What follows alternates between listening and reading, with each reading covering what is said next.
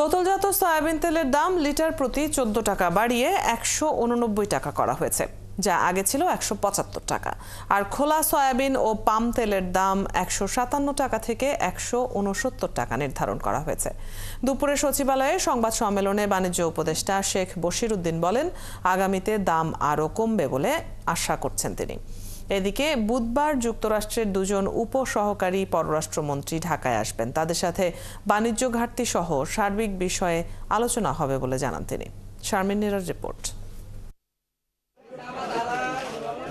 মাসখানেক ধরেই বাজারে চাহিদার তুলনায় সয়াবিন তেলের সরবরাহ কম। তখন থেকেই দাম বাড়ার বিষয়টি আলোচনায় ছিল। রোববার ভোজ্য তেল আমদানি ও উৎপাদনকারী ব্যবসায়ীদের সংগঠন বোতলজাত সয়াবিন তেল প্রতি লিটার 14 টাকা আর খোলা ও পাম তেলের দাম 12 টাকা বাড়িয়ে একটি সংবাদ বিজ্ঞপ্তি প্রকাশ করে। সচিবালয়ে তারই আনুষ্ঠানিক ঘোষণা দিয়ে বাণিজ্য উপদেষ্টা বলেন, আইন অনুযায়ী ব্যবসায়ীরা কোনো দাম বাড়ানোর ঘোষণা দিতে পারেন না। আর আমদানি করা ভোজ্য তেল কর অব্যাহতির মেয়াদ 30 মার্চের পর আর বাড়ানো হয়নি বলেও জানান তিনি।